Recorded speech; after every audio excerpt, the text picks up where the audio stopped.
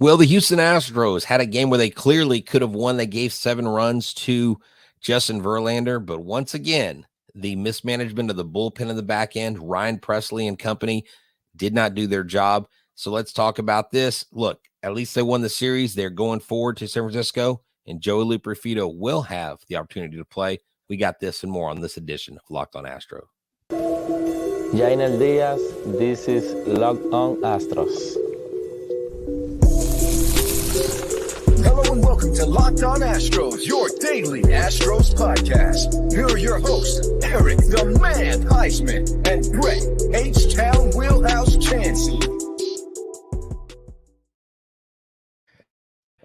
We are Locked On Houston Astros, and we hope that you join us for a daily Locked On Astros podcast. My name is Eric Huysman. You can find me on X at Eric Talks Astros, find the show at Locked On Astros, your team every day. Thank you for making us part of your daily listen, whether it's on YouTube. Go and subscribe to us.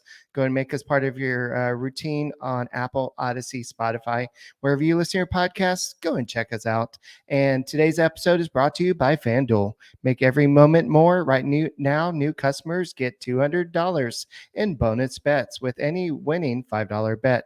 That's $200 in bonus bets with any $5 bet. Visit FanDuel.com/locked on to get started today. Brett, I'm back in town. You are. I saw the Astros got some wins, and I was looking forward to watching this entire game today. And I watched most of it. Unfortunately, or fortunately, I guess I should say, I didn't see the end. But I did see that that catch that Cabbage maybe should have made in outfield. Maybe Joey Loperfido would have made. Maybe Mauricio Dubon would have made. But I know that's not why the Astros lost. Well, it is why they lost a game. But there's a whole bunch of stuff that happened in this game that led up to this. So, Brett, when you're yelling at Joe Espada for mismanagement, where can he find you at? They can find me at Asian Warehouse on X, Instagram, and TikTok. They can find me at Stros411 on Facebook and on X. They can also find me on Back to the Bullpen on X on an Instagram. Look, I'm always positive, always Stros. And, you know, someone said something to me earlier when I tweeted out on X. I tweeted something, I guess it was negative. And they go, what happened to always positive, always Stros? I was like, well, I'm always positive, always realistic. And just because I'm always positive, always Stros doesn't mean that I don't see the tree through the woods. Like this complete, like, look, before we get to the negative stuff, let's talk about this offense, because in this Angels series, I mean, this obviously was a series we should have swept, but Eric, this series, the Astros showed up. You had Diaz go yard 4 games in a row. You had Yordan Alvarez get back in the home run thing. Before before Bregman got hit in the hand again, you had all kinds of really good stuff happening. You had hitting, you had guys hitting with runners in scoring position, guys hitting with 2 outs. And so this is what we need to see. We did win 2 out of 3, so we did win the series. If you win the next 7 series, 2 out of 3, and you can win more games than lose, then I think you eventually get to second place.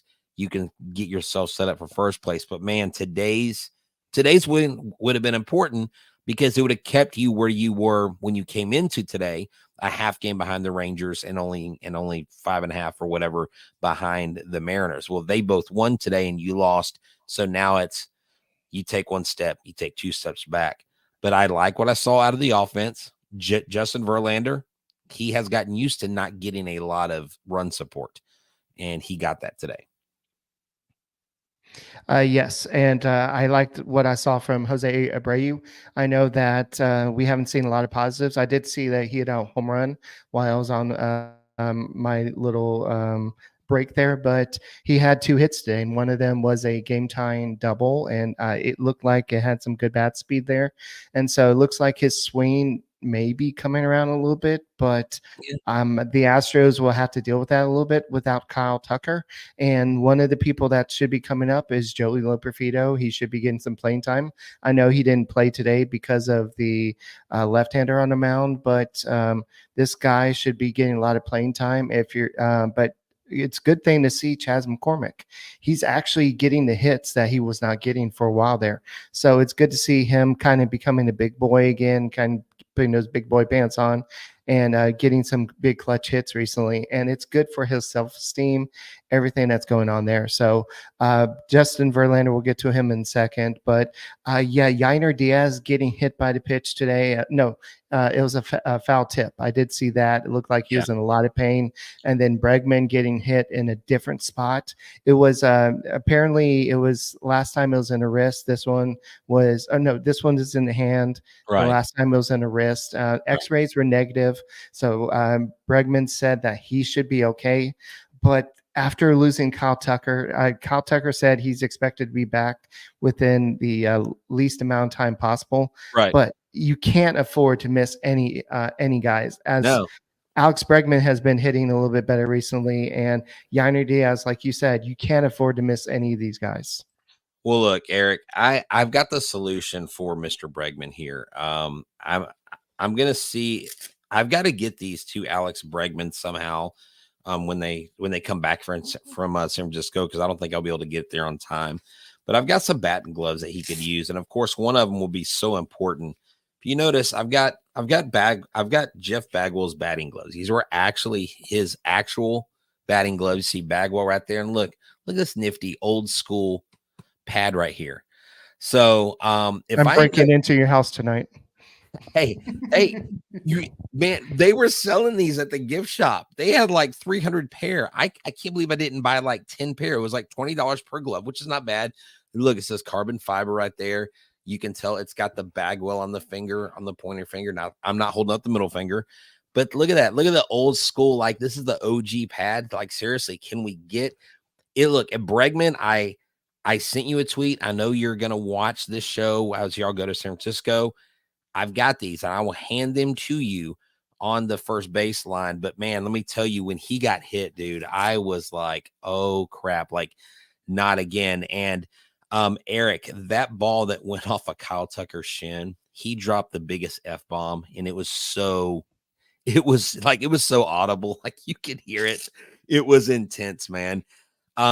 This team kind of keeps getting their lumps, and Yainer Diaz avoided a major injury as well, because that ball that hit him inadvertently on the hand, he was resting his hand on his knee, and he had no idea that foul ball was going to land on his hand, because he's sitting there watching it, foul ball, boom, and he could have broken his hand. So we avoided in this game some pretty serious injuries, because if you take Diaz out with the broken hand, if you take Bregman out with the broken hand, what are we going to do?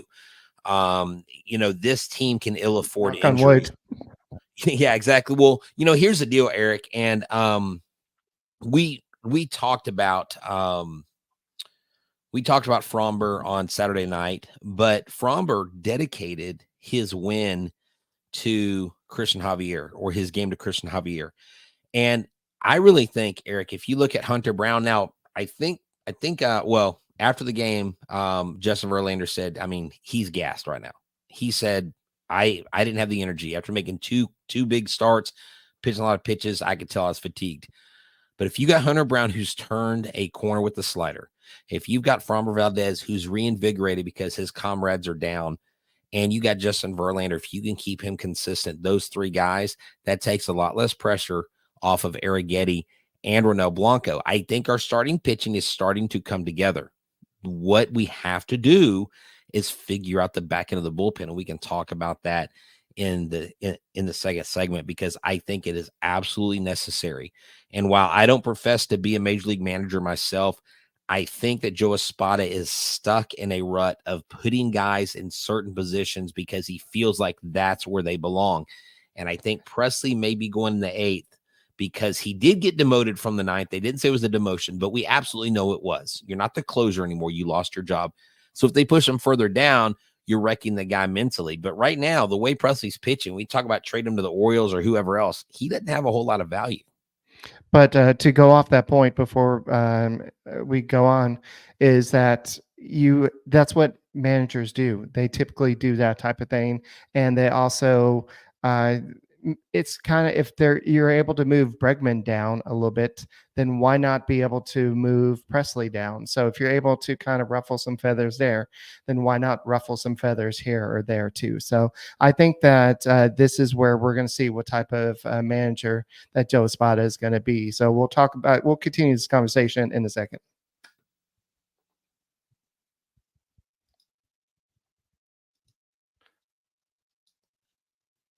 This episode is brought to you by Supply House. SupplyHouse.com is a place you go for your plumbing, HVAC, and electrical product needs. Look, my dad was a master electrician growing up, and I know how big something like this could be. And so if you're a skilled tradesman and you need supplies for plumbing, HVAC, or electrical products online, this is an easy-to-use website packed with helpful resources and the latest product info that help you get the job done right. Shop a complete inventory of over 200,000 parts from over 400 top brands. Get your order delivered right to your door with fast shipping from coast to coast. Need help with an order? Get expert support and industry-leading service from the friendliest folks in the business, and talk to a real person every time. Pros in the skilled trades can get a competitive edge by joining SupplyHouse.com's free trade master program. Every trade master gets access to a dedicated phone line, free shipping, and discounts on every order. Join the thousands of trade pros already benefiting from the free membership at supplyhouse.com/T-M and order plumbing, HVAC, and electrical supplies from anywhere with just a few clicks at supplyhouse.com. And this episode is brought to you by FanDuel. FanDuel is America's #1 sportsbook. And as we speak right now, the Mavericks and the Celtics are going in to game 2. And right now at half, it was a neck and neck game. And FanDuel, remember at the beginning, everybody was favoring the Celtics, and the Celtics were the favorites. The Mavericks were the underdogs. If the Mavericks basically take over and tie this series up 1-1, I promise you FanDuel will have those updated odds for you the next day. If you're listening on Monday, you'll need to check them because they will have it there for you. And right now, listen to this. New customers don't get $150. You get $200 in bonus bets with any winning $5 bet. That's right. They've upped it. $200. You can use that to bet on everything from NBA Finals MVP to who's going to hit one out of the park. That's right. Like Yordan Alvarez when he goes fishing, when he hits one deep into the drink. That's right. Visit FanDuel.com/lockedon and add a big win to your summer bucket list. FanDuel, America's #1 sportsbook. Guys, thank you for making Locked On Astros podcast your first listen every day, whether it's on YouTube.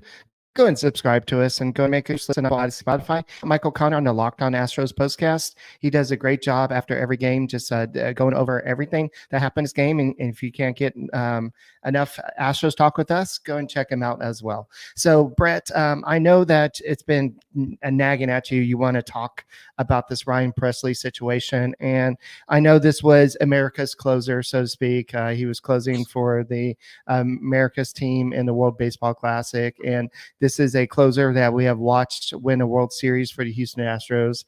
And this is somebody that the Astros have trusted for a while. But then they went out and got Josh Hader. And I don't know if this was just the Astros going out to just do something this offseason, but I think this just messed him up. Just like the last year, remember when the Astros went out and got Justin Verlander? What happened to Framber Valdez? He was the ace. And then all of a sudden you went out and got another ace, or you got a true ace in Justin Verlander. And Framber Valdez was like, wait, I was supposed to be ace. Verlander is gone. It was supposed to be my job. And then you have Ryan Presley as the guy. And so it just was a situation where it was just like, who knows what's really going on there. Yeah, exactly. Look, Ryan Presley has done, for the most part, I mean, he's done a great job. And like you mentioned, Eric, his legacy before he even got here, it was something that you didn't see most people do.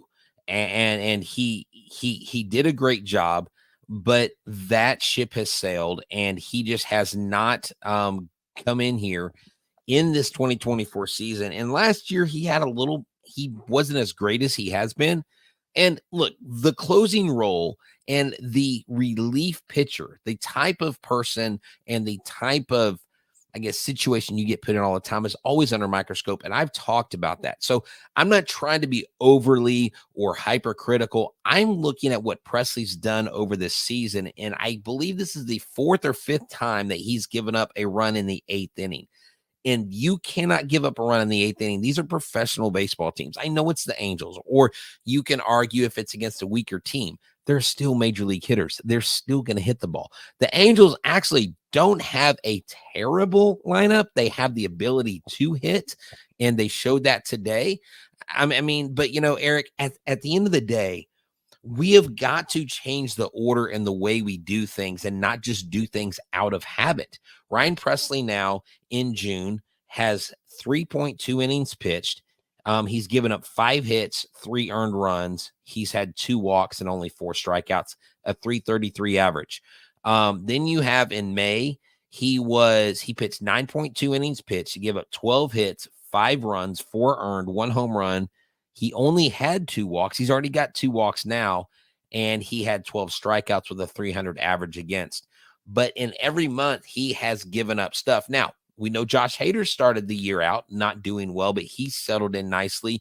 Today, they got one over on him, and they ended up hitting that ball. Cabbage could not hold on to it. Man, if Cabbage holds on to that ball, it saves the game, and the Astros possibly take that game into the 10th inning and maybe win in extra innings. But Montero's been better of late. I just look at the way he used these pitchers. You had Martinez come in and get the hold, 2/3 of an inning, then you pull him. Montero comes in, gives up the hit. That's where the run scores. That run is then credited to Martinez. Abreu comes in, does get a walk, but gets a strikeout, gets out of the inning, clean inning. Then Presley comes in. The problem is you have Presley and Hader, 0.2 innings pitched, both of them 2 hits, both of them 2 runs. 1 walk by Presley, only 1 strikeout by both. Now, Hader has been nails lately, but Presley and Espada has, to me, I don't have the numbers in front of me. There are some people out there in the social media world that they probably go, oh, you know what? I know the situation, this person that I don't know every guy that fits in every single situation. I'm not that guy, but I can tell you that if you keep doing the same thing over and over again and expect different results, it's called insanity. And it's just one of those things. Yes, Presley wild pitch was he's been throwing a lot of wild pitches. The wild pitch he threw today, Eric, Diaz was set up on the complete other side of the plate, but he threw it to the outside of the plate and in the dirt. And so Yainer Diaz couldn't do anything about that. That wasn't Yainer's fault. Sometimes a pass ball is on the catcher. Sometimes a pass ball is on the pitcher. So they've got to shake things up in the back end. Like you said, if they're willing to shake things up with the lineup, I mean, they've moved Abreu all the way down to 8. And what does Abreu start to do? Look, Abreu's hitting. I think every game, every time Abreu's in the starting lineup, I'm going to make fun of it because every time I do, Abreu does something big. He hits a home run. I'm like, thank you for making me look bad. So maybe I'm subliminally jinxing myself and helping him. So I'm all for that. I'll take one for the team. I don't like the management of this bullpen, Eric. It just as bad as you think Jose Abreu is. Look at the numbers of Jose Abreu past the All-Star break last year compared to Anthony Rizzo, and you'll see a stark comparison. Oh yeah, Rizzo's bad. Yeah, no, and to his credit, and he did pull a ball today. He is hitting the ball a little bit harder, but I still want to see Loperfido at first. I still want to see other people at first other than Abreu. Look, if he turns it around, I'm all there for him. I'll eat my crow. I'm just not convinced that he's going to make a complete turnaround. He can only do it by proving it to me with his actions. Words don't mean anything to me. I need to see actions. Right. So I think the Astros are going to do everything it takes to prove that what they got in Abreu, and they don't seem, I think they are committed to Loperfido, But at the same time, I'm not really sure. But I hope that I know you said they're going to play him more in San Francisco, but we need to see what this kid can do. I mean, he made that great diving stop in his last game with the Space Cowboys, and it was great. It was like in left field or center field, and he laid out on the ground. Yeah, it was beautiful, and we know what he can do with the bat. And we saw that he was starting to come around a little bit. The bat's already there. The 300 batting average was starting to show, but definitely the power was there, starting to come around a little bit. So hopefully with Tucker out, this will be a chance where you can see what you can get. But Chaz McCormick is going to show some signs of waking up. You're going to have to play him a little more. And Jake Myers, this guy is still showing that he's a legit guy. And nobody has. I mean, I think there's 4 or 5 people that has hit as good, has a better OPS in June than Mr. Yordan Alvarez, and some of them are legends. I'm talking about I think Babe Ruth and a whole bunch of names, and his OPS is up there in June. So June is a good month for him. So we'll go ahead and continue this conversation about the next series and what's going on there. And I do want to talk a little bit about that catch, because Trey Cabbage did have some comments after the game about that catch.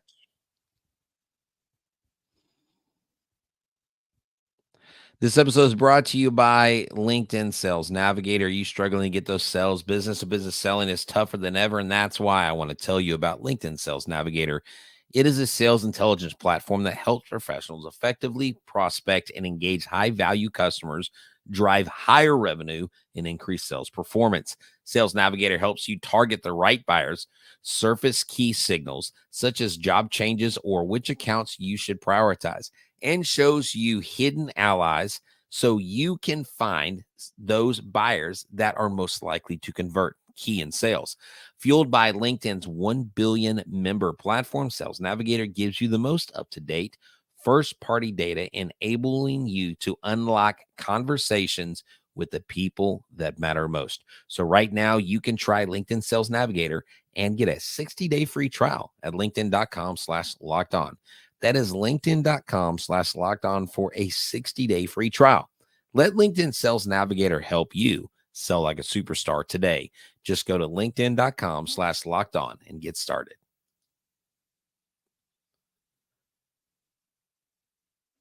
All right. I don't know much about Trey Cabbage. I do know about Joey Loperfido. I know that he's a great hitter. He's a great defender in the outfield. And if they're both left-handed, I would probably, in this game, I probably would have gone with the better defender. And I probably, in left field, I probably would put Joey Loperfido, especially after some of the plays we've seen him make, or maybe not seen him make. We all have seen that first base play that did not happen down to AAA. But Trey Cabbage did make a good attempt. He deked everybody. He deked everybody in the stadium. He thought he caught it. And the ball was actually in the glove. And unfortunately, when he hit the wall, it kind of jarred the ball loose. That's a tough, dude. Okay, let me tell you. I talked to Trey Cabbage last time I was at Constellation Field when he was with the Space Cowboys. The dude's a tank. Yeah. That's a lot of weight, and that's a solid torso to go into that wall. And you can't tell me that didn't. I mean, that's why the ball got jarred loose. I mean, so what did he say though after the game?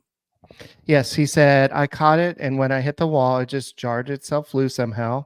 I had it in glove, and when I hit the brick behind the pad, it just flipped out. But I had it. It's tough. I feel like I should have made the play, but I didn't.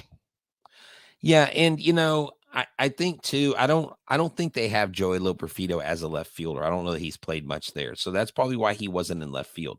I know again today he didn't. I know he didn't go in there against the left-hander because I didn't even check to see really who was pitching today. And Sandoval, I don't know. It seemed like this game drug on a little bit. I almost completely forgot that Sandoval had pitched because they had so many, because they had so many relievers go in there. but Sandoval's a lefty. Joey is terrible against lefties, both in AAA and in MLB in his short stint. But Joe Espada apparently is saying that he will get a chance to play, that him and Chaz will get chances to play more.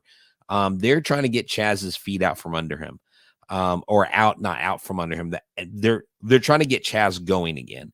And anytime you come back from an injury that's from your lower half, you don't have your power, you don't have your swing, your timing's off. And you mentioned early in the show, Chaz got the hits. But look, Trey Cabbage is in there, Eric. Trey's going to hit the home run occasionally. Trey gives you versatility. You can put him anywhere in the outfield. But one of the things we haven't really touched on is Mauricio Dubon's 2 errors. If he doesn't make that error towards the end of the game, I don't think the Astros lose this game. The Angels don't even tie it. And even if they score the 2 runs, they at least tie the game. They don't go up and win the game. And so you're either looking at a win in the 9th inning or at least going into extras. So the 2 errors can't happen. When you're third, and look, Dubon plays an admirable infield. Right. So there were just enough things at the end. Baseball happens.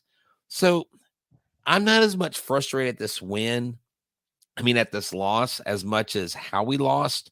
Like, you're going to lose some games like this, but you absolutely needed a sweep. This team needs to reel off 6, 7, 8 wins in a row. They just really do. But Yordan Alvarez, man, this guy, I don't know if did you see his words on X that he had shared? He basically put the league on notice. You had talked about his numbers in June.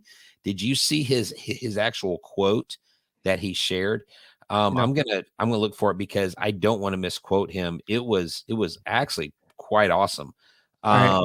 While you're looking for that, Brett, yeah, I'm gonna go ahead and say that it's almost like the Angels were like, you know what?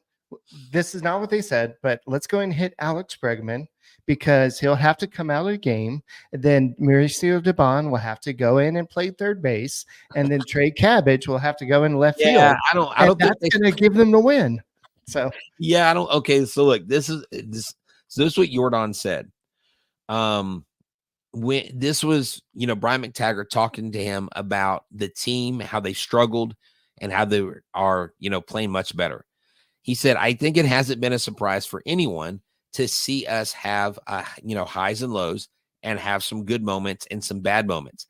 I think to this point, we have a lot of guys that have experience in the playoffs that have been through these moments. We played some good baseball, and I think there's going to be a spot where we are going to all click.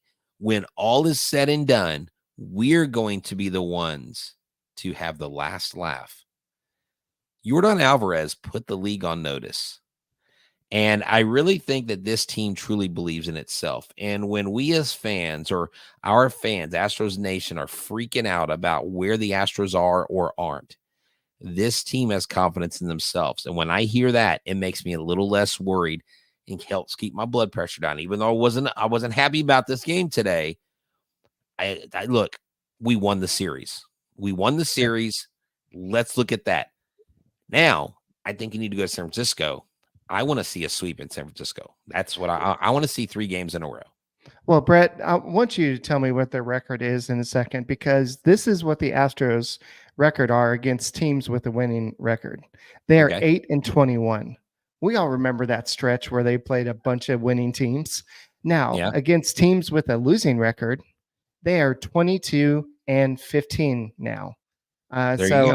So they are playing much better baseball against teams with a losing record. Right. So where are the Giants in this spectrum? The Giants are 3rd in the West for the National League. They're 32-34. They are 3-7 in their last 10 games, and they are minus 28 runs at home, and they are only 3 games over 500 at home. And against teams that are under 500, like the Astros, they are 4-15. So the Astros clearly have. Oh, I honestly believe and know that this team going forward is you are going to see a a reinvigorated team. I think this series was really good for the Astros. And so going into that series, Eric, I know we have Ronel Blanco is one of the pitchers, I believe. Let's look I at have it this. right here. It's You have it Spencer right here? Okay, Arrighetti. good. Yeah, Okay. it's Spencer Arrighetti versus Kyle Harrison, who's a Okay. pretty good and impressive young pitcher. Then you have Ronel Blanco versus Jordan Hicks, who Okay. was a reliever who's become a good starter all of a sudden. And then you have Farmer Valdez versus Logan Webb. And so that's one left-hander and then two right-hand pitchers. So if it is Joey Loperfido, a no-no against the left-handers, don't expect to see him on Monday's game, but Tuesday, Wednesday, he might be in the lineup. So we'll see what happens. But also, I do want to bring up that Astros number 3 prospect, Bryce Matthews. Yes. This might be a kid you need to watch. He was on the injured list for a little bit. He has hit 6 home runs in 7 games since he's returned. He's on fire. Look, Bryce is going to be moving up. There are we'll give some other updates tomorrow because they have talked about players that are probably moving up and that you'll see in the major leagues. I believe Bloss is a guy that you may see come up to the major leagues from what Dana Brown said. You've got guys that they're going to be making moves from Corpus to AAA Sugarland.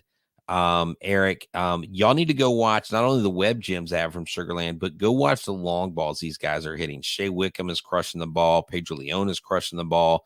I mean, there's some fun things happening. What we're going to start doing, Eric, our viewers and listen. So if you listen, you need to go watch because we're going to be featuring pitching greatness, catching greatness, and we're also going to be featuring some home runs too.